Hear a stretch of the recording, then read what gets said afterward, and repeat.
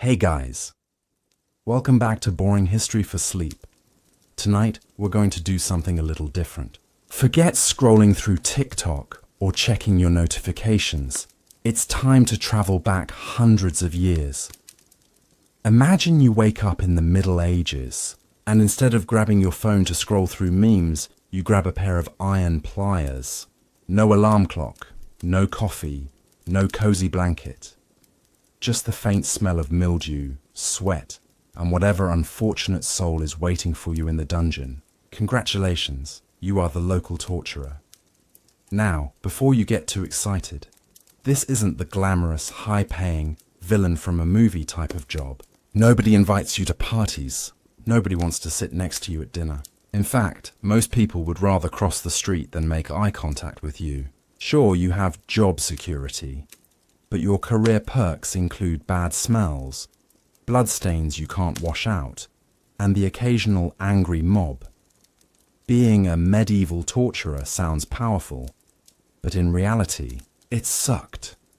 And tonight, as you settle in to drift towards sleep, we'll explore exactly why. From the tools you carried, to the people you worked for, to the nightmares you couldn't escape, this is the story of the job you definitely wouldn't want on your medieval resume.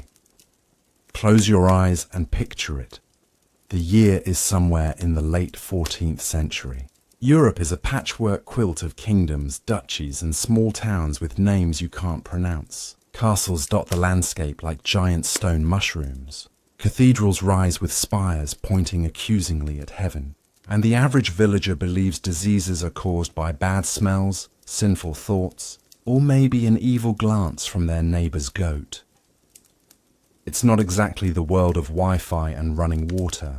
Streets are muddy rivers of waste. People bathe once a season if they're lucky. And the sweet perfume of life is mostly dung, sweat, and smoke. Bread is hard enough to chip a tooth. Meat is rare enough to start rumors. And vegetables are considered punishment for being poor. But tucked away in this world of prayers, plagues and peasants is you, the medieval torturer.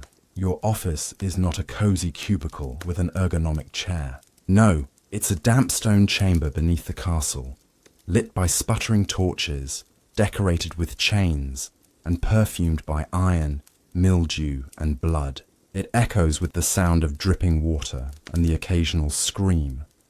Basically, the medieval version of a heavy metal concert, except you don't get paid in ticket sales, only in side-eye from your neighbors. Historically, torturers weren't glamorous figures of power. They were necessary cogs in the machinery of justice, or at least what kings and bishops claimed was justice. Your job was not about truth, fairness, or dignity. It was about fear. People feared you more than they respected you. You were the one who turned suspicion into confession, sometimes with nothing more than the sight of your tools. Imagine being introduced at a party. This is John, he plays the lute. And this is you, the guy who pulls out fingernails for a living. Conversation killer, instantly. And the culture around you doesn't help. The church preaches salvation, yet commissions torture for heretics. Kings and lords demand loyalty, and anyone who looks the wrong way might end up in your chair. Ordinary people both despise and need you, because in their world, suffering isn't just punishment, it's theatre. Trials are less about guilt and more about performance, with you as the stagehand. If the accused cries, begs, or screams, everyone believes justice has been served. The sounds of your world are constant. Bells ringing to mark the hours, merchants shouting about rotten fish, children crying, dogs barking, and deep beneath it all, the dull clang of iron. The sights are equally charming. Muddy boots, crooked teeth, stained robes, plague boils, rats everywhere. And then there's your workplace decor, racks, chains, ropes, spikes. You won't find that in an IKEA catalogue. The smells? Let's just say you don't need scented candles. A combination of damp stone, mold, human sweat, and blood creates an aroma that clings to your clothes no matter how hard you scrub. Forget cologne. You smell like fear and despair, and everyone around you notices, which explains why people don't invite you to weddings.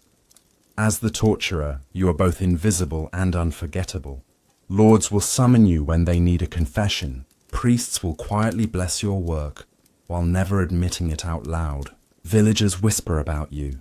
Children run from you, and even your fellow townsfolk avoid eye contact. Yet you walk with an odd kind of authority, because no one dares cross the man who knows how to stretch bodies like dough. There's also irony in your status. On paper, you are serving justice. In practice, you're a mix of jailer, executioner, and boogeyman. And while the higher classes might see you as a tool, the lower classes see you as cursed. Sometimes people believe torturers carried bad luck, that their souls were doomed. In a deeply religious culture, that's not the reputation you want when you're trying to buy bread. Still, this is your world. No podcasts, no Netflix, no social media likes. Your entertainment is watching drunk villagers brawl in the market, or a procession of monks chanting for hours. Your job is not glamorous, but it is secure. Because unfortunately, there's always someone accused of something. And unlike the baker, whose bread might go stale, or the blacksmith, whose tools might break, your product never goes out of demand. Fear is always fashionable. So you wake up each day not with a smile, but with a sigh. You put on your rough wool tunic, scratchy against your skin, strap on your belt of tools, and head down to the cold chamber that will define your hours. Outside, the world smells like manure and barley. Inside, it smells like rust and sweat. Either way, you're not escaping the stink. And so your day begins. Daily life and routine. The rooster doesn't wake you. He probably ran away years ago because even chickens don't want to live near you. Instead, you wake up to the damp smell of your own straw mattress. Fleas crawl across your arms, and the blanket scratching your skin feels less like wool and more like sandpaper. This is not the glamorous rise and grind morning routine of modern influencers. There's no sunlight yoga session, no soy latte with oat milk. Just you, groaning, stretching stiff muscles, and realizing your tunic still smells faintly of iron and sweat from yesterday. Breakfast isn't better. Forget eggs, bacon, or toast. You chew on coarse black bread so hard it could double as a weapon. If you're lucky, you dunk it in watered-down ale or a thin onion soup that smells suspiciously like your neighbor's boots. Meat, maybe once a month. Milk? Only if the cow hasn't been stolen, sick, or excommunicated by the church. Most mornings it's bread, a questionable stew, or nothing at all. Yet, as you gnaw at the bread like a medieval beaver, you remind yourself, you've got a job, and in a world of endless famine, that's something. Getting dressed is no better. Your work clothes are practical, not fashionable. A coarse wool tunic, hose that itch like poison ivy, and heavy boots that never fully dry. Over this, you might wear a leather apron, because nothing says career pride like an apron permanently stained with fluids no one wants to identify.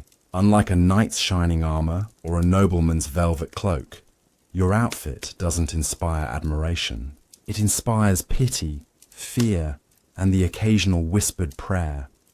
You strap on your tool belt, though it looks nothing like a modern handyman's. No shiny drill or measuring tape here. Instead, you carry ropes, tongs, knives, and sometimes a pouch of coal or wax. Each item has its own grim purpose, but in your world, they're just the necessities. People in the village know what those tools mean.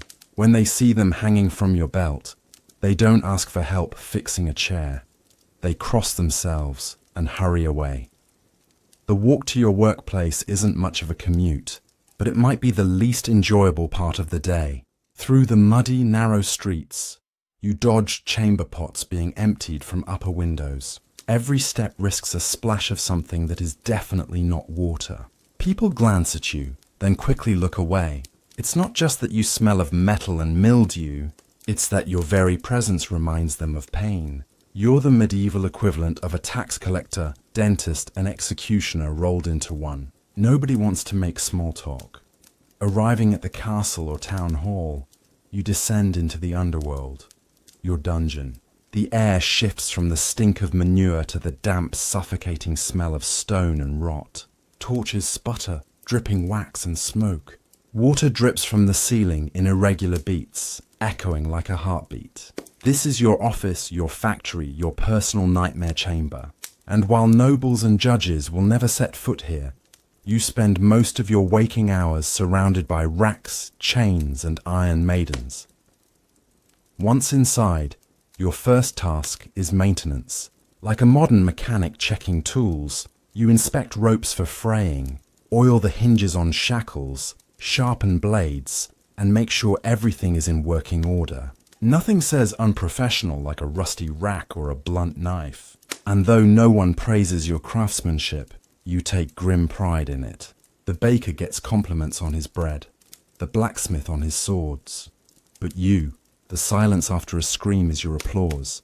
And then there's the waiting. You don't choose your clients. They're sent to you by judges, priests, or lords.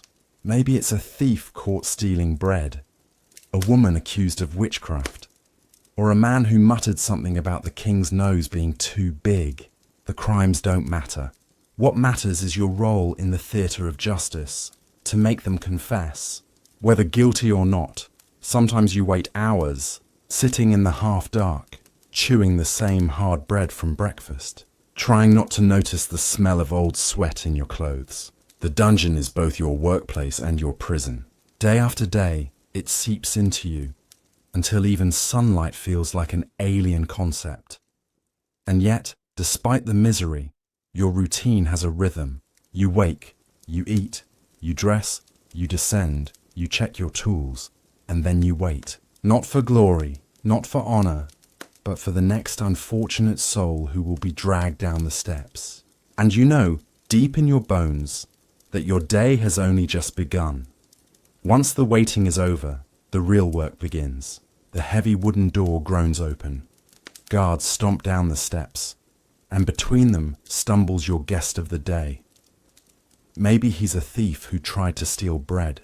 Maybe she's accused of witchcraft because the neighbor's cow suddenly stopped producing milk.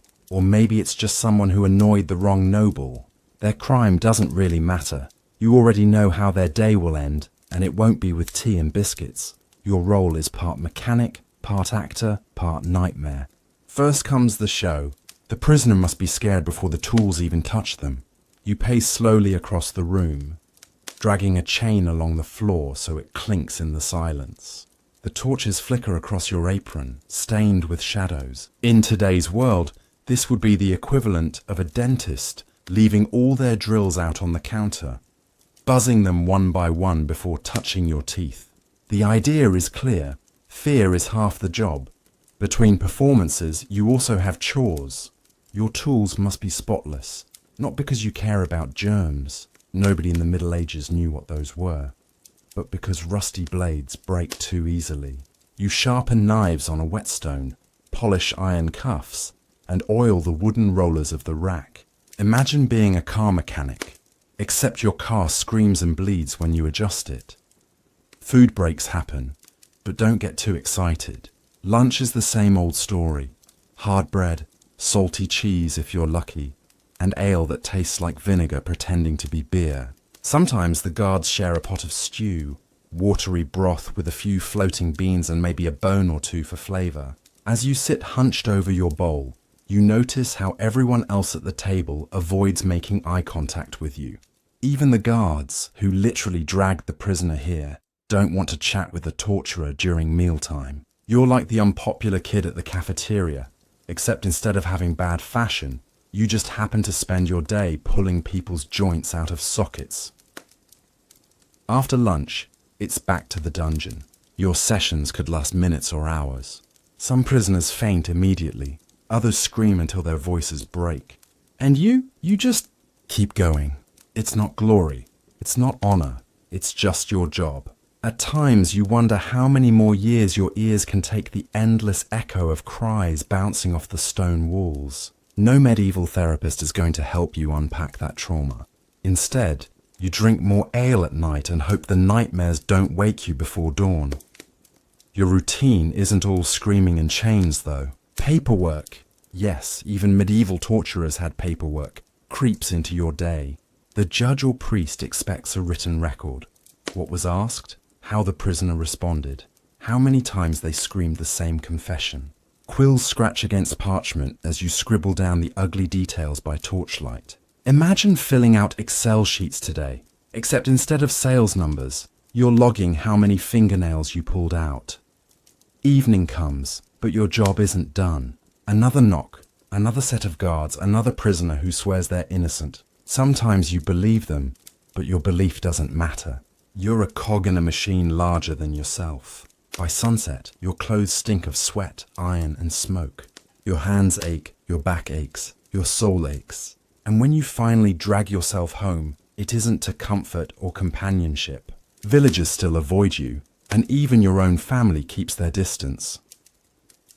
Dinner is whatever leftovers survived lunch. Maybe a slice of bread dunked in watered-down ale. No feasts, no meat-filled platters, no royal banquets. Just another bite of black bread before collapsing back onto your flea-infested mattress. Tomorrow, the same routine waits for you again. Wake up, eat stale bread, descend into darkness, sharpen your knives, scare the next soul, record their pain, and fall asleep hoping you can forget it all. This is your daily rhythm. No glory, no respect, no clean conscience. Just another day in the life of a medieval torturer. And whether you like it or not, tomorrow morning, that same hard bread will be waiting for you, daring your teeth to survive another round. Workplace. Environment. If you've ever complained about your office being soul-crushing, congratulations. You would have fit right in during the Middle Ages. Because as a medieval torturer, your workplace isn't a cubicle with fluorescent lights and squeaky chairs. It's a dungeon, and trust me, even the worst Monday morning staff meeting can't compare to walking into a stone chamber that smells like mold, ash, and 20 years of bad decisions. Let's set the scene. The dungeon is underground, carved from thick stone, with ceilings low enough to bump your head on if you're taller than average. The air is damp, heavy, and always cold, even in summer. In fact, the chill works in your favor. It helps keep the place smelling only slightly worse than a spoiled pantry. The walls drip with condensation, streaked with moss in places, and torchlight flickers against the wet stone, casting long shadows that make every iron hook and chain look like a monster lurking in the dark. The floor is uneven cobblestone, half covered with hay or rushes meant to soak things up. I'll spare you the details, but the things they're soaking up are not water. Every step squishes faintly, and sometimes you wonder whether the sound is mud, rats, or something far less pleasant. Modern offices might have carpet stains from spilled coffee. Your office stains are, well, let's just say they don't come out with soap. There's no fresh air. Instead, the smell is a cocktail of sweat, blood, unwashed prisoners, damp stone, and smoke from torches. Imagine walking into a gym bag that hasn't been opened in 6 months, mixing it with a campfire, then locking yourself inside. And yet, after a few years, you hardly notice anymore. The stench becomes background noise like elevator music, annoying but always there. Your decor. Forget posters that say teamwork, or hang in there. The walls are decorated with racks, chains, ropes, cages, and the occasional skeleton left behind for dramatic effect. Nobles love that touch. It's like medieval interior design, except instead of feng shui, it's just fear. In the corner sits your pride and joy, the torture chair. Covered in spikes, it looks less like furniture and more like a nightmare invented by someone who thought regular chairs just aren't uncomfortable enough. Next to it lies the rack, a massive wooden frame with rollers designed to stretch a person like their medieval pizza dough. You keep it oiled and polished, not because you're sentimental, but because squeaky gears ruin the atmosphere. Other tools are scattered around, each with its own personality. Iron pincers for pulling nails, branding irons for leaving permanent reminders, thumb screws for when you feel like ruining someone's handshakes forever, buckets of water for dunking methods, ropes for suspension, chains for restraint, even wax and feathers have their place. You'd be surprised how creative medieval justice could get. Your colleagues? Well, let's just say you're not the most popular in the castle. The guards treat you with a mix of fear and pity. They'll haul prisoners down, but they never linger, like delivery drivers who drop off food and sprint away. Clerks occasionally show up to witness confessions, scribbling notes as you work, though most of them stare too long at their shoes, hoping to forget what they've seen. And the nobles, they prefer to keep their hands clean. They order, you execute. To them, you're just another tool, no more important than the rope or the iron bars. Still, you aren't alone. Rats are your true co-workers. They scurry across the floor, squeaking through piles of straw, bold enough to nibble at discarded scraps. Sometimes they even nibble at things you wish they wouldn't. You don't bother chasing them anymore. They're part of the team now, unpaid interns who never leave. Weirdly enough, some dungeons doubled as storage. Barrels of grain or wine might share space with shackles and racks. Imagine popping down to grab a cask of ale and having to step around someone chained to the wall. Medieval efficiency at its finest. And if you think OSHA would have approved, think again. Fire hazards, trip hazards, biohazards. You name it, you had it. The acoustics are unforgettable. Every scream, every groan, every clank of chains echoes down the hallways. A single cry could carry all the way up to the courtyard, which, of course, was intentional. Torture wasn't just about the prisoner. It was about everyone else hearing it too. Fear spreads faster than disease. You were less of an interrogator and more of a medieval sound engineer, mixing the soundtrack of terror for the whole town.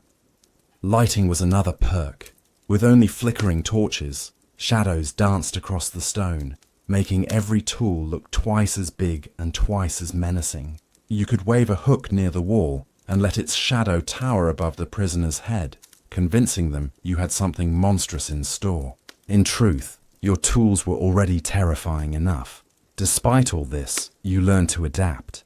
Your ears grow used to the endless echoes. Your eyes adjust to the half-darkness. You barely notice the smell unless it's a particularly bad day. Over time, the dungeon becomes less of a nightmare and more of an office you simply hate but tolerate. After all, the baker tolerates flour dust, the shepherd tolerates sheep smell, and you, well, you tolerate human misery. This environment isn't just your workplace, it's your identity. When villagers whisper about you, they don't picture your face, they picture your dungeon. And for better or worse, that damp, echoing stone chamber becomes as much a part of you as the apron you wear. And so, another torch flickers, another chain rattles, another shadow stretches across the wall. Your day continues, not in an office with ergonomic chairs, but in a chamber designed to make nightmares real.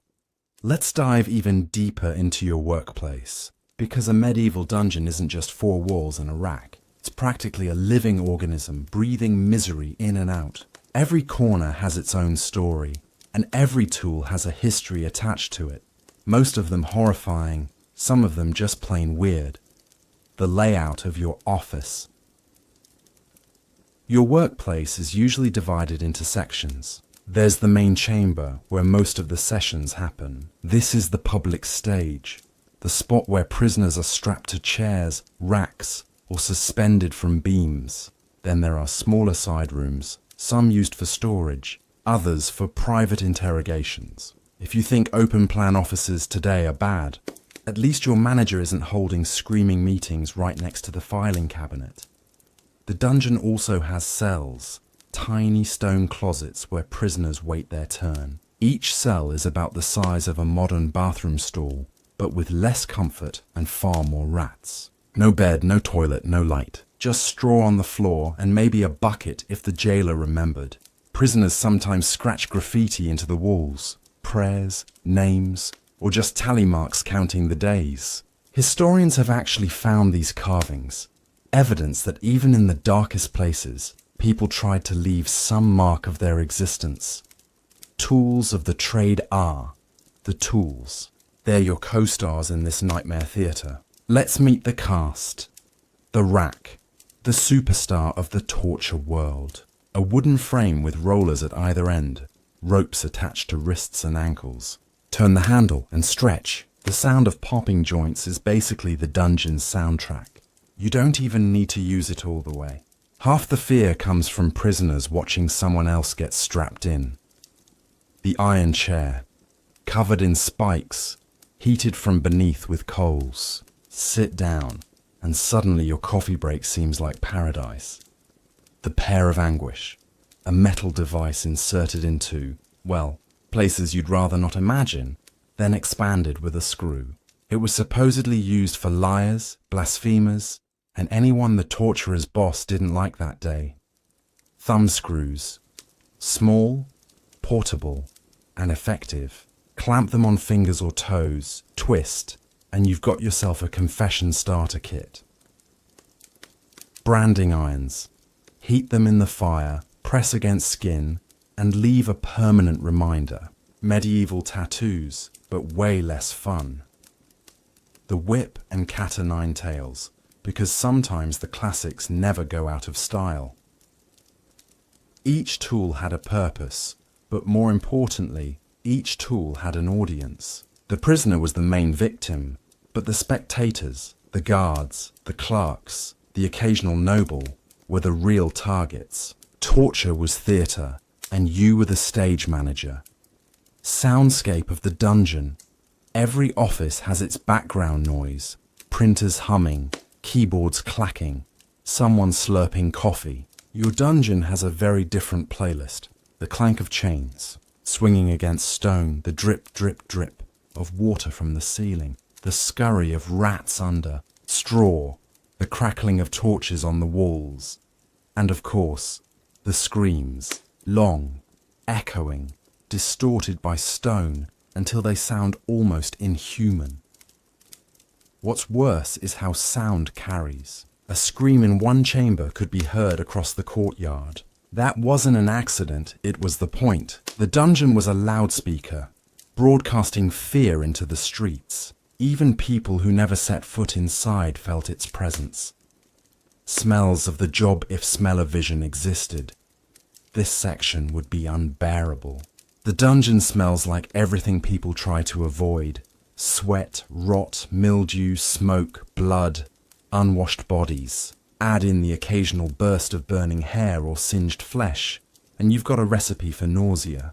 People today complain about co-workers microwaving fish in the office. Imagine if that co-worker also brought along a bucket of pig guts. Colleagues and teamwork.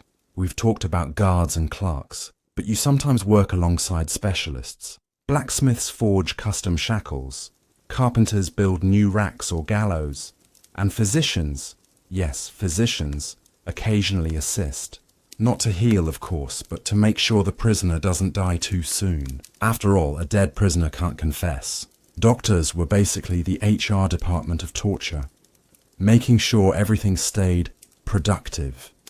Your bosses, the nobles or judges, rarely set foot inside. They prefer to give orders from above, sipping wine while you do the dirty work. To them, you're not a colleague, you're disposable. If the townsfolk ever riot, guess who gets thrown to the mob first? Spoiler, not the noble sipping wine.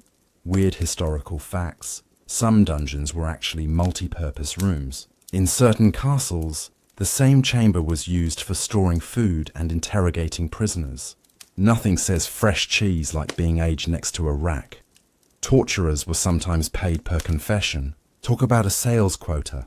No wonder so many witches admitted to flying on. Broomsticks.tools were occasionally blessed by priests before use, because apparently divine approval was needed before pulling someone's limbs apart.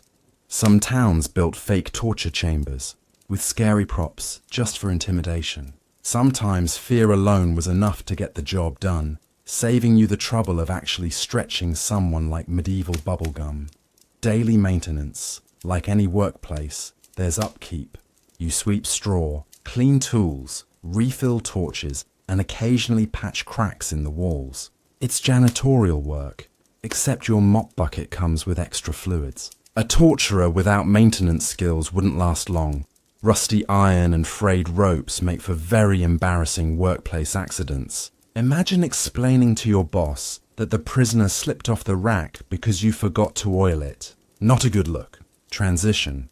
By the end of the day, the dungeon feels less like a workplace and more like a second skin. The smells stick to you. The echoes ring in your ears, and the shadows dance behind your eyelids, even after you've gone home.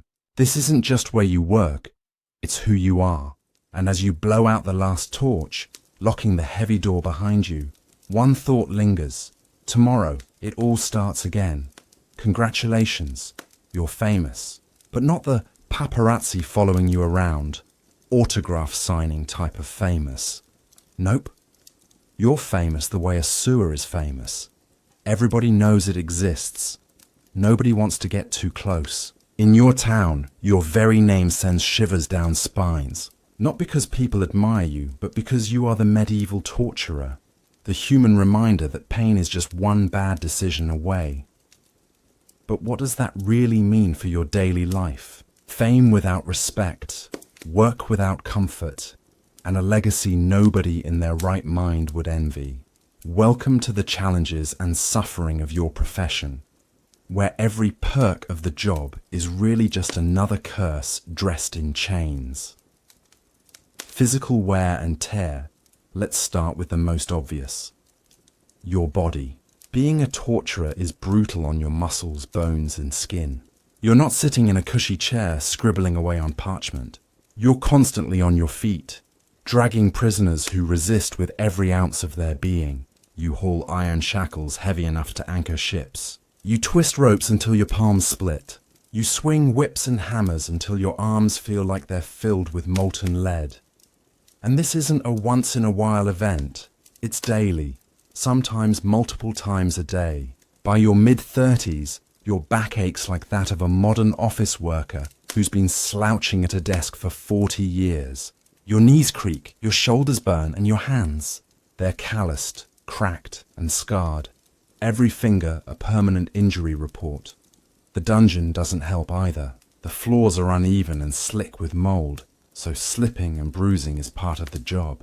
Splinters from wooden stocks pierce your skin. Iron shackles and chains pinch fingers. One careless step near a brazier, and you're left with burns that never heal properly. And let's not even talk about the smell. Actually, the stench that never leaves. Imagine living inside a trash bin. That's also a butcher's shop in the middle of summer. That's your dungeon. The smell of human sweat, unwashed bodies, spilled blood, mildew, and rotting straw mixes into an aroma so foul it feels like it has weight. You breathe it, taste it, and eventually carry it home in your hair and clothes. Bathing doesn't solve it. Medieval soap is basically a greasy mixture of animal fat and ashes. It masks nothing. So when you go to the tavern after a long day, people can smell your occupation before they even see you. The baker avoids brushing against your hand when giving you bread. Children whisper, "That's him," before scurrying away. You are, quite literally, the stink that clears a room. Illness and disease, but smell is the least of your worries. Working in a dungeon is like volunteering for a medical experiment, except you didn't volunteer. Every cut or scrape has the potential to kill you. Rusty iron tools slice skin open, straw on the floor harbors fleas and lice, and blood from prisoners carries diseases nobody understands. Infection is almost guaranteed. Without antibiotics, a tiny wound on your finger can swell into a festering, pus-filled nightmare. And your lungs, they're on a ticking clock. Torches smoke up the air, mold grows unchecked on the damp walls, and straw dust fills every corner. Breathing feels like inhaling dirt. Chronic cough becomes a constant soundtrack to your life, and nobody cares, except maybe your neighbors, who complain about your hacking at night. Many torturers don't live long. They burn out physically before reaching old age. Their bodies collapse under the weight of infection, bad food, and years of toxic work conditions. In short, if the angry mob doesn't get you, your lungs will, the emotional backpack. Now let's peek into the heaviest baggage of all, your mind. Torturing people isn't just hard on the body, it eats away at your sanity. Every scream echoes in your ears long after the chains fall silent. You dream of eyes wide with terror, mouths open in agony, and the sound of bones cracking. Sleep offers no escape, because your nightmares replay the dungeon in endless loops. Some torturers convince themselves it's just a job, better me than someone else. Others harden into cruelty, laughing at the pain as a way of numbing their own. But deep down the guilt lurks. The brain knows the difference between survival and sadism. It whispers in the dark. What kind of person am I? There's no therapy, no counselor, no sympathetic ear. Admitting you're haunted by your work would brand you weak or cursed. So you drown your thoughts in ale, drink until the screams fade, and wake up hungover, only to return to the dungeon and do it all again.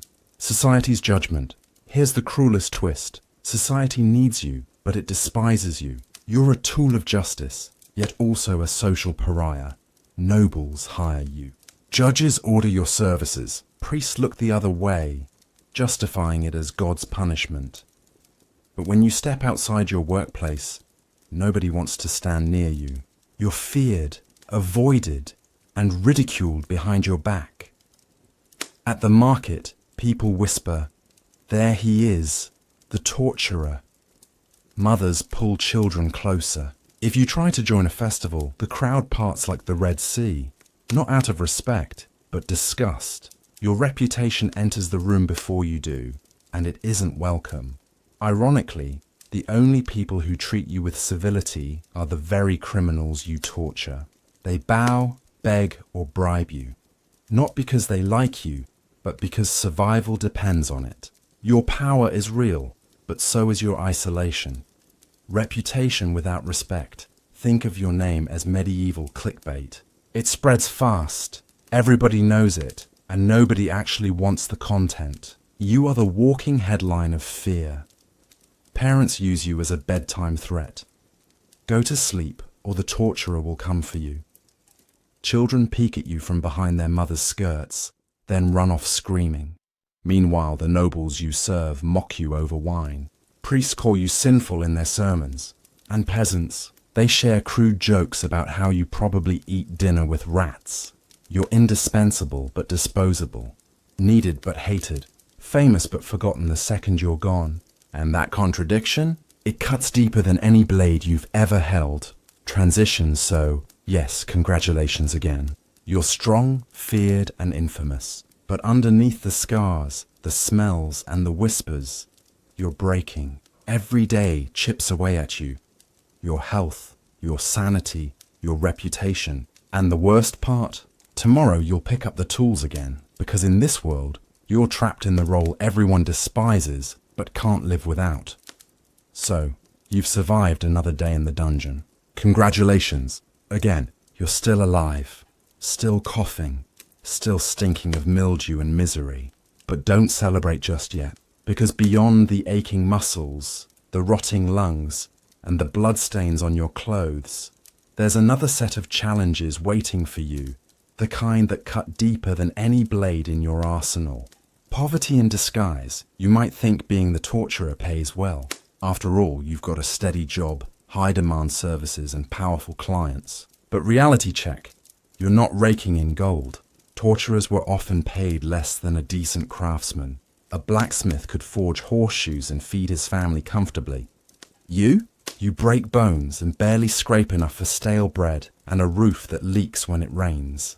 Your meals are a cruel joke. Breakfast. Thin porridge with the consistency of wall paste. Lunch. Bread so hard you could use it as a weapon. Dinner. Watery ale, and maybe, if you're lucky, a scrap of salted meat. Even peasants sometimes ate better. At least their stew had vegetables. And because of your reputation, some merchants overcharge you, as if your very coins are cursed. You can't argue. Who's going to defend the torturer? So you pay more for less? Your purse always light? Your belly always half empty? Loneliness as a lifestyle. Here's the part nobody tells you. Being a torturer is a one-way ticket to loneliness. Who would want to marry you? Who would want to share a home with the person everyone avoids at the market? Even if you manage to find a spouse, The strain is unbearable. Your partner deals with constant gossip. How can she live with that monster? What kind of man raises children after boiling people alive? Your children, if you have any, grow up bullied and shunned, carrying your cursed reputation like an anchor around their necks. So many torturers lived alone, isolated in small houses at the edge of town, closer to the gallows than to the church bells. Even your dog, if you have one, probably eyes you nervously when you sharpen your tools. Fear of retribution. Every job has risks, right? But in your line of work, the risks are more personal. You make enemies daily. Enemies with family members, friends, or entire villages ready to hate you forever. Imagine walking home after a long day, only to feel eyes on your back. Is that villager following you? Or are you just paranoid? Did someone slip poison into your ale at the tavern? Will an angry mob gather at your door one night, torches blazing, demanding your blood for all the lives you've ruined? This fear never leaves you. You sleep lightly, always ready to grab a weapon. You never fully trust anyone, not the baker, not your neighbors, not even your colleagues. Because every smile could hide a grudge, and every handshake could be the last friendly gesture you ever get. The mental unraveling, and then there's the psychological toll. What happens when the guilt, paranoia, and nightmares stew together for years? Some torturers descend into cruelty, convincing themselves that enjoying the job makes it easier. Others withdraw completely, becoming hollow shells, speaking only when necessary, drifting like ghosts through town. Your brain starts playing tricks on you. A baby's cry sounds too much like a prisoner screaming. The creak of a chair makes you flinch, remembering the rack. Even silence feels heavy, as if the dungeon follows you everywhere. Some historians suggest that torturers often turn to religion for relief, begging priests for forgiveness in secret. But forgiveness was tricky. How do you cleanse a soul that spends its days pulling souls apart? Hypocrisy of the powerful. Here's the cruelest irony. The very nobles and priests who condemn you in public use your services in private. A judge who preaches about morality hires you to extract confessions. A priest who warns against sin sends you prisoners accused of heresy. A noble who mocks you at feasts demands that you make his enemies talk. They call you filthy, sinful, cursed, but they keep you busy because their power depends on your work. You are both tool and scapegoat, valued when convenient, despised when visible. It's like being the town's garbage man. Everyone needs the trash taken out, but nobody wants to invite you for dinner. The reputation. You can't escape. Your reputation clings tighter than your stench. Even if you wanted to quit, where would you go? Nobody hires a former torturer to tend sheep or mend shoes. Farmers don't want you in their fields. Guilds won't accept your cursed hands. You're trapped in the role, locked in as tightly as any prisoner you've ever chained. The dungeon becomes not just your workplace, but your identity. And the longer you stay, the less you recognize the person you were before. You stop being John or Henry or Pierre. You're simply the torturer. Forever.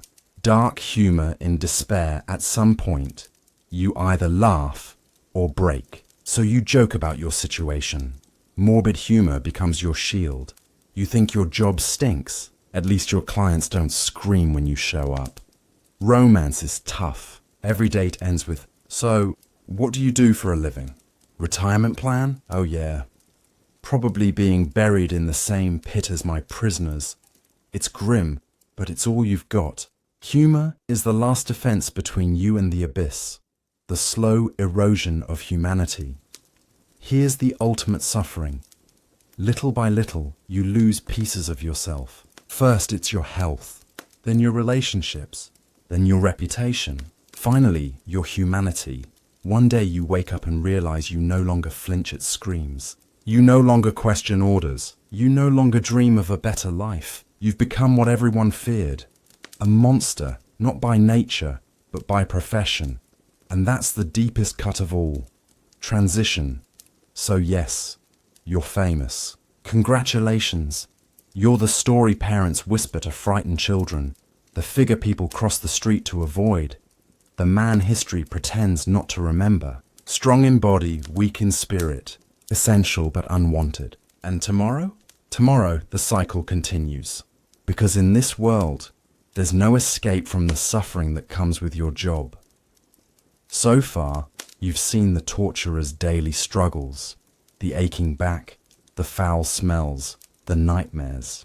But there's another layer to your miserable career, society itself. Because in the Middle Ages, your job wasn't just about inflicting pain. It was about serving forces bigger than you, religion, royalty, politics, and being a pawn in games you never truly controlled. You weren't simply a man with tools. You were the long arm of kings, the shadow of priests, the enforcer of laws scribbled by nobles who never set foot inside a dungeon. Religion, God's will or human cruelty. In a world where nearly every event was explained through God, demons or fate, torture wasn't just allowed, it was holy. At least, that's how the church framed it. If someone was accused of heresy, sorcery or witchcraft, the church claimed their soul was in danger. And what better way to save that soul than by breaking the body? According to clerical logic, forcing a confession under torment was a kind of spiritual medicine. Never mind that most confessions were just screams of desperation. The church got what it wanted, and you, the torturer, were the instrument of divine justice. Imagine sitting in a cathedral, listening to a sermon where the priest thunders about God's wrath against sinners. Then he points to you, not by name but by role, as the earthly reminder of that wrath. People cross themselves when you pass. They don't see you as a man. They see you as God's hammer. A terrifying thought, considering you barely managed to wash dungeon grime out of your beard this morning.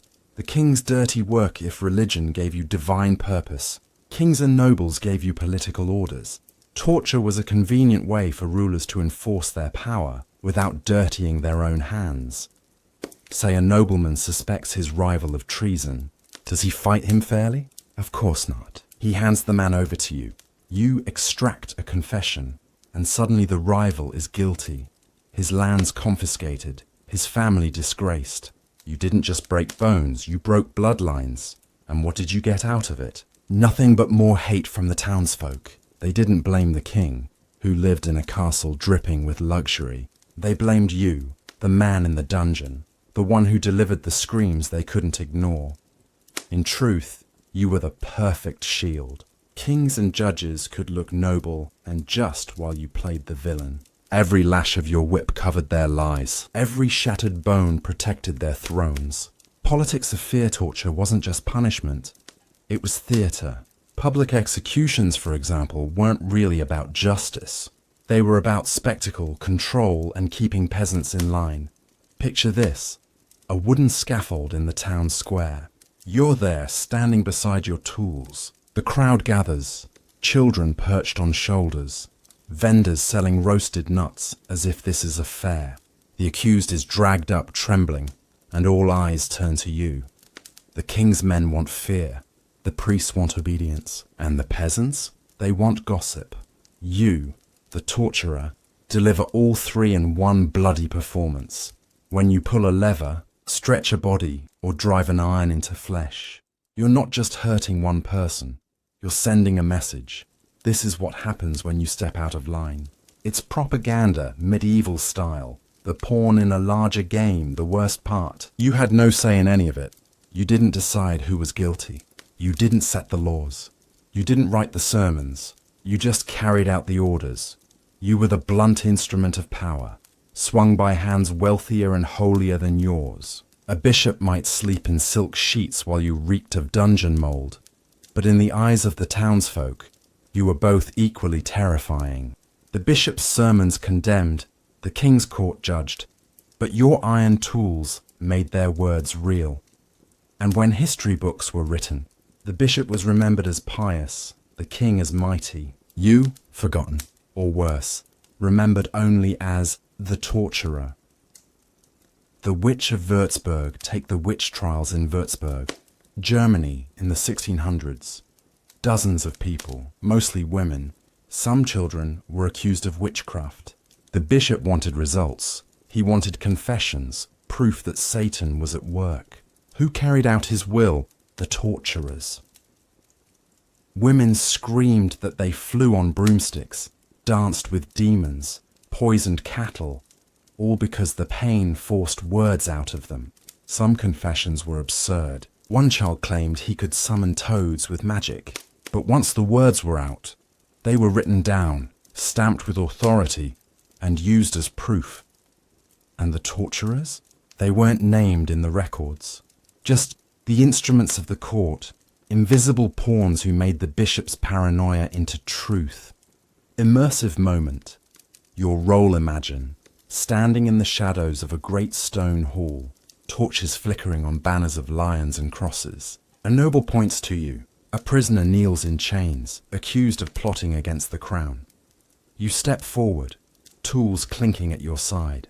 Everyone else stands tall in finery.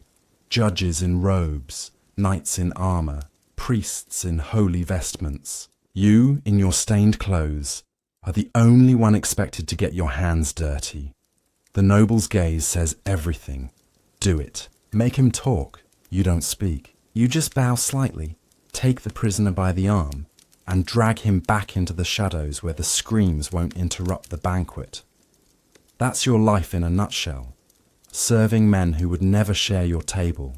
Carrying out orders that guarantee you'll never sit comfortably in a church pew again.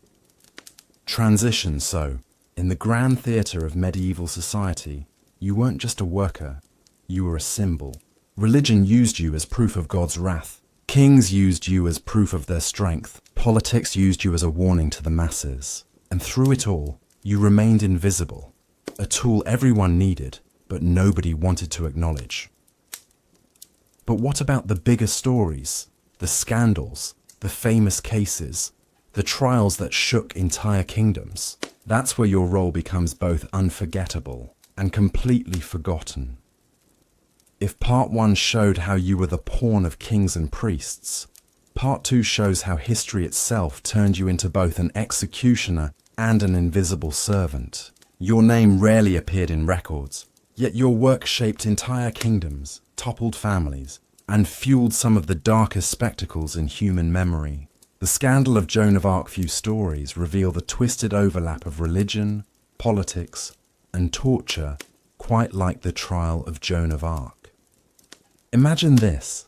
A 19-year-old peasant girl claims she hears voices from God, telling her to lead France to victory against the English. Miraculously, she does. Armies rally behind her. Nobles tremble at her influence. But the moment politics shifts, Joan becomes too dangerous. Captured by the English, she is accused of heresy. The trial is stacked against her. Dozens of theologians, bishops, and judges twisting her words. Torture is threatened constantly, hanging over her like the sword of Damocles. While she was never formally tortured on the rack, the threat alone was enough to break her spirit. And who provided that threat? You, the torturer. You stood silently in the courtroom, your tools nearby. You didn't need to use them. Your very presence screamed louder than any sermon. Confess, or you'll feel the iron. Joan was burned alive in 1431. Her ashes scattered into the Seine. The king distanced himself. The bishops wrote volumes defending their decisions. You, forgotten again. Your silent role erased, yet crucial to the fear that crushed her. The Knights Templar, from glory to dungeon. Now picture another scandal, the fall of the Knights Templar. These warrior monks once ruled Europe's finances, guarding pilgrims and loaning money to kings. But in 1307, King Philip IV of France decided he'd had enough of their power and their wealth. So what did he do? He accused them of heresy, of course. You, the torturer, suddenly had some of the most famous men in Christendom in your dungeon. Proud knights, sworn to God, dragged before you in chains. And under your persuasion, They confess to spitting on the cross, worshipping idols, even kissing each other in forbidden ways. Historians now know most of these confessions were nonsense, fabrications squeezed out by pain and fear, but at the time they were gold. The Pope dissolved the Templars, their leaders burned at the stake, and Philip? He seized their treasures. Once again, the torturer played the invisible hand, extracting truth that was nothing more than survival screams. Without you, Philip's accusations would have collapsed. With you, they became gospel. The theatre of Inquisition. Let's not forget the Inquisition, perhaps the ultimate marriage of torture and belief. Your dungeon wasn't just a hole in the ground. It was an extension of the church itself. Priests oversaw the process. Judges dictated the script. But you were the stagehand who set everything in motion. Imagine dragging in a trembling old woman accused of witchcraft. The inquisitors ask calm, polite questions. She denies everything. Then the inquisitor gives you a nod. That's your cue. Out come the thumbscrews, the strappado, the iron boots. Suddenly, her denials crumble into babbling confessions about midnight dances with the devil. The inquisitors smile. Justice is served. The woman is condemned. You untie her, drag her broken body away, and disappear into the shadows. No thanks. No recognition. Just another job well done in the twisted machinery of faith. Torture as entertainment, as grim as it sounds, society often treated your work like a public show. Executions weren't just punishments, they were festivals. Crowds gathered early, children on shoulders, vendors selling bread and ale, drums rolled, trumpets blared, and when the condemned was brought forward, eyes turned to you. Your role was the climax. Whether stretching a man on the wheel, burning a witch, or dismembering a traitor, you were the dark centerpiece of civic entertainment. Think of it like a medieval Netflix special, except instead of binge-watching from bed, peasants watched live, and the episode ended in real blood. And while you gave the performance, the lords and bishops sat in comfort, watching from reserved seats, never dirtying their own hands. They applauded when the crowd gasped, but afterward they slipped away, their reputations intact. You were left with the gore. The irony of fame in a way, you were famous. Everyone in town knew who you were. Children whispered your name at night, daring each other to walk past your house. Men avoided your stare at taverns. Women clutched their rosaries when you passed by. Congratulations. You were the medieval celebrity no one wanted to meet. But here's the cruel twist. You were famous for all the wrong reasons. A king might be hated, but also admired. A priest might be feared, but also respected. You were simply feared, a walking nightmare, useful only as long as someone needed pain extracted. The irony is sharp. Your work shaped kingdoms, yet your legacy is faceless. The rulers wrote their names into history. You left only screams. The scandal of the Pazzi conspiracy. Let's drop into Italy for a moment. 1478. The powerful Medici family is attacked during Mass in Florence. Giuliano de' Medici is stabbed to death. His brother Lorenzo barely escapes. The conspirators are caught, of course. And who gets the honor of interrogating them? You. Nobles, priests, even bankers. Men who once strolled proudly through Florence suddenly dangle from ropes in your chamber. Under torment, they reveal names, plots, alliances. The entire conspiracy unravels. The Medici tighten their grip on Florence. Their enemies lie broken or dead. And yet again, history remembers Lorenzo as Il Magnifico, the great patron of art and learning. You, the torturer, remain nameless, just the man in the shadows who ensured Florence's Renaissance didn't collapse. Immersive closing, so here you stand, surrounded by the pillars of medieval society. Behind you, the church, cloaked in incense and holy chants. Beside you, the nobility, dripping in jewels and silks. In front of you, the trembling prisoner, chained and helpless. And you? You are the hand that ties them all together. The priest speaks of God's wrath. The noble whispers of treason. The politician demands order. But none of it becomes real until you lift your tools. The crowd will gasp. The records will be written. The rulers will celebrate. But you will return to your home with the smell of iron and blood clinging to your hands. Because in medieval society, you weren't just a worker. You were the unacknowledged cornerstone of power. Transition so far. You've seen how society used you as a symbol, a scapegoat, and an invisible instrument of authority. But what about the future? What about legacy, memory, and how torturers fit, or don't fit, into the larger story of history? That's where our journey takes us next.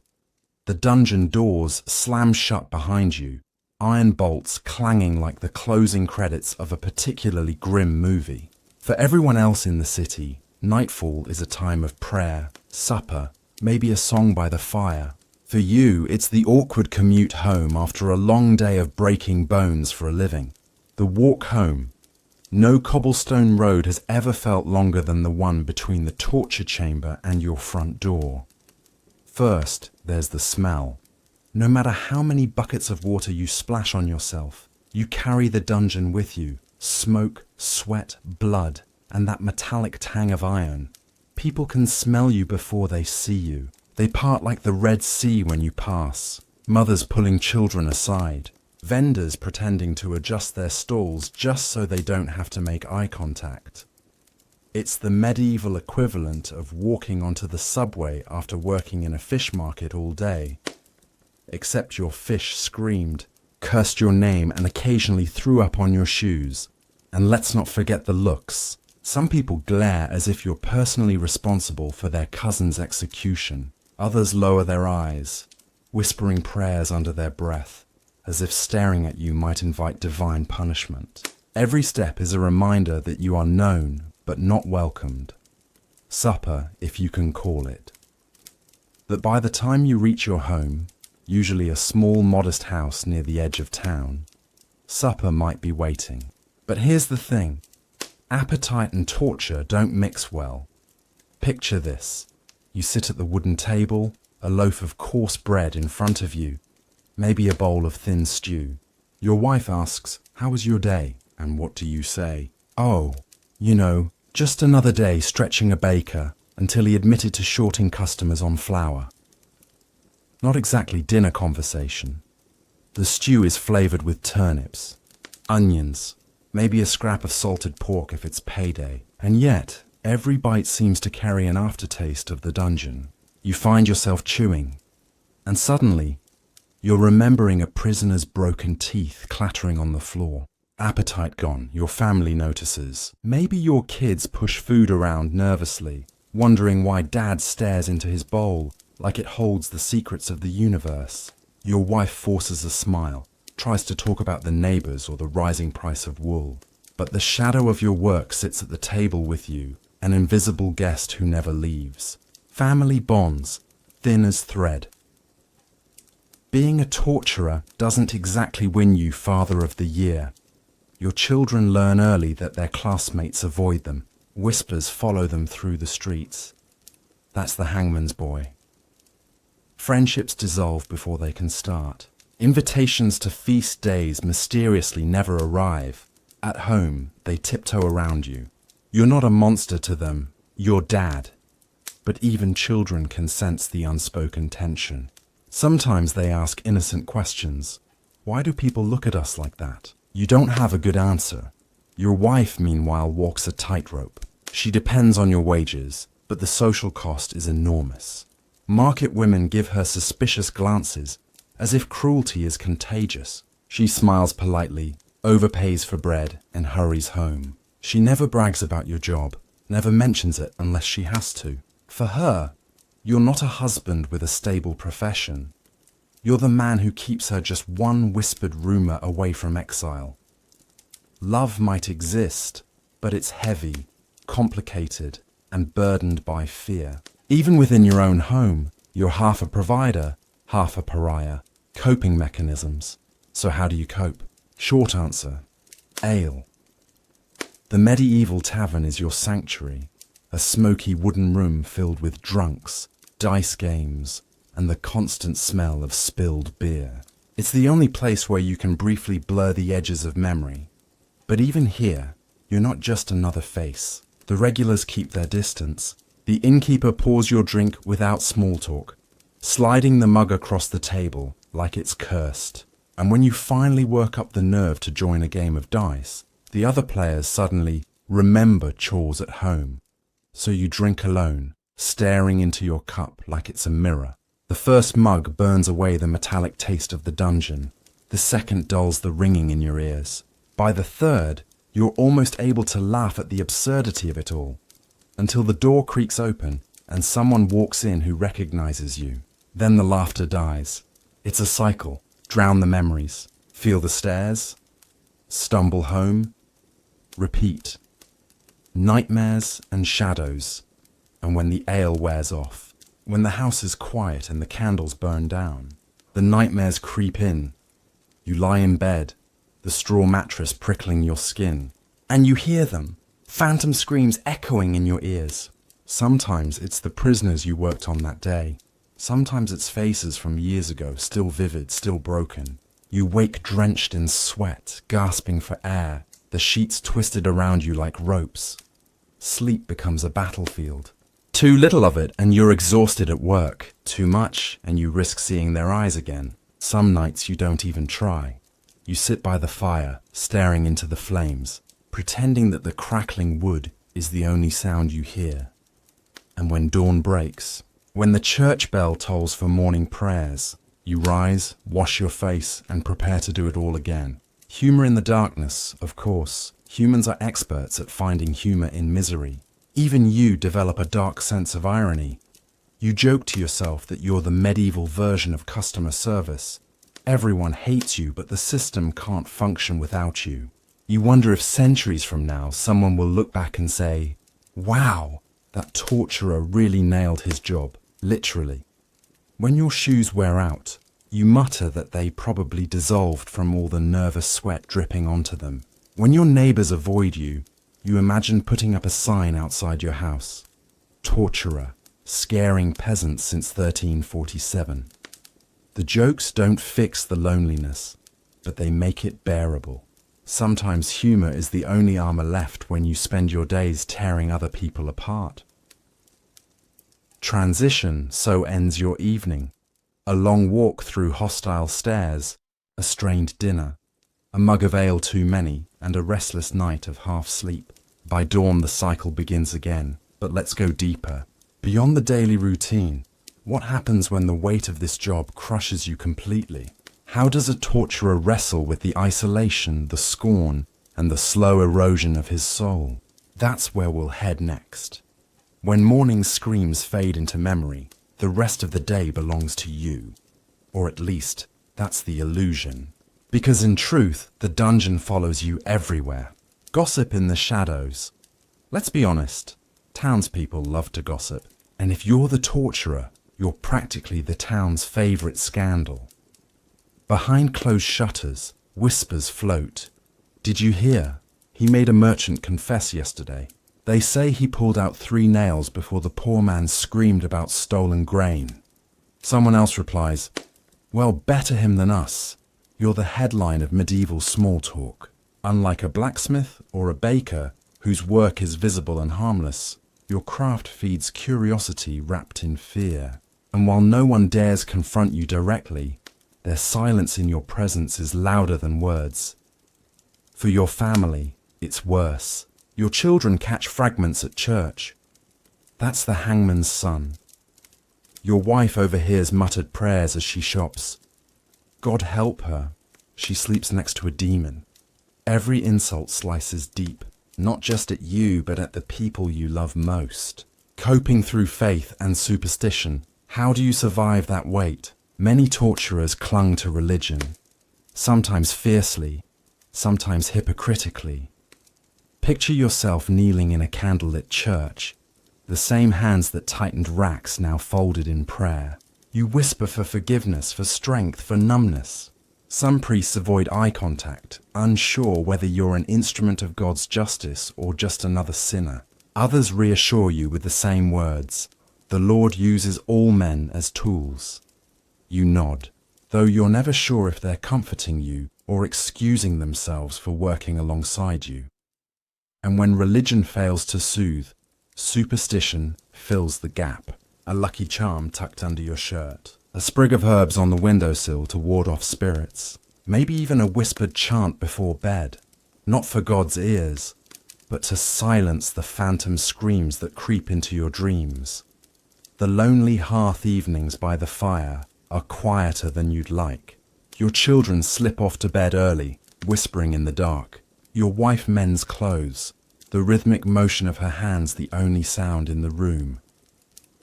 You try to start conversation. I saw the smith today. He's reforging the mare's cart. She nods, says nothing. The silence stretches. You know what she's thinking.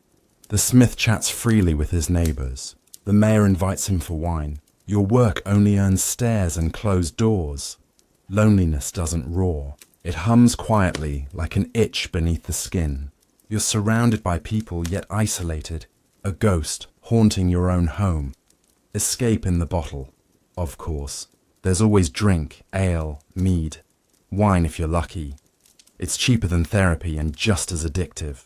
1 cup dulls the guilt. 2 make you brave enough to laugh. 3, they carry you into forgetfulness. Some nights, you stumble home so late that your wife bars the door. You sleep outside on the stoop, cloaked in shame and the chill of night. In the morning, she says nothing, but the look in her eyes says everything. This isn't the man she married, just the husk of one, slowly rotting from the inside. Facing yourself, the cruelest punishment isn't from neighbours or priests, it's from your own reflection. You wash in a cracked basin, water rippling as you splash your face, but the man staring back at you isn't the boy who once dreamed of adventure. His eyes are sunken, shadowed by sleepless nights. His hands tremble, not from fear, but from memory. Scars line his knuckles where angry prisoners bit or scratched him, and yet the reflection still smirks sometimes, because deep down, you know you've become skilled at something others couldn't stomach. Not proud, not ashamed, just resigned. The irony is sharp. You mastered an art nobody admires, perfected a craft nobody thanks you for. Humor as armor, so you tell jokes, dark ones, whispered to yourself, while you sharpen tools or walk alone. Some men build bridges, I build nightmares. Other fathers bring home bread, I bring home silence. Job security? Torture never goes out of style. They're not funny in the traditional sense. They're shields. If you can laugh at yourself, maybe you can survive another day of being the man nobody wants to see. Dreams that won't let go when night finally comes. Rest doesn't follow. Some dreams replay the dungeon. Faces twisted in agony, voices crying your name. Others are worse. Prisoners chasing you, turning tools against you. Laughter echoing as you beg for mercy. You wake gasping, sometimes screaming, sweat soaking the sheets. Your wife stirs, sometimes holding you, sometimes turning away, too exhausted to comfort you again. The children pretend not to hear, but in the morning, their eyes are heavy, shadows of fear beneath them. Sleep isn't peace. It's just another battlefield you fight nightly. The double life. Here's the strangest part. Despite the stares, despite the nightmares, you still maintain a double life. By day, you're the torturer. By night, you try to be a husband, a father, a neighbour. You patch your roof. You chop firewood. You carry buckets of water from the well. Ordinary chores that almost make you feel human again. But no matter how hard you try, the mask slips. A neighbour waves, then remembers who you are. A child runs up with a ball, then snatches it back nervously. You're never just you. You're always the torturer, even in moments of normalcy. Immersive closing. So the end of your day is never truly an end. The dungeon follows you home, sits at your table, slips into your bed, and crawls into your dreams. By sunrise, you've barely shaken off yesterday, yet you must rise again. The bell tolls, summoning you back to the chamber of screams. Your neighbors pretend not to see you pass. Your wife lowers her eyes. Your children retreat into silence. And you shoulder your tools, walk back into the darkness, and repeat the cycle, day after day, night after night. Because being a medieval torturer wasn't just a job, it was a life sentence. When your life ends, your story doesn't stop. The dungeon door closes behind you. Your tools rust away, and your family name fades. But history remembers. The question is, how does it remember? And for the medieval torturer, the answer is complicated, messy, and often more myth than fact. How history recorded them. If you scan medieval chronicles, you won't always find a torturer's name. Kings, queens, knights, bishops, they get the spotlight. Torturers? They lurk in the footnotes. Anonymous, shadowy, described only as the executioner or the inquisitor's hand. This anonymity was deliberate. Chroniclers weren't eager to glorify the man who twisted the rack or tightened the thumbscrews. Instead, they treated you like a shadow, necessary but unworthy of identity. It's like being part of the orchestra but never listed in the program, and yet, in rare cases, your name does slip through. A note about Hans the Torturer in Nuremberg, a reference to Pierre, who worked under the Inquisition in Toulouse, usually mentioned with disgust or cold neutrality. Pierre extracted the truth. Imagine living an entire life, only to be remembered in one bleak sentence. No legacy of honor, no proud lineage, just a line of ink describing what you did to another human being. The myth of the sadistic monster, as centuries passed, myths grew. Torturers weren't remembered as people. They became monsters in the public imagination.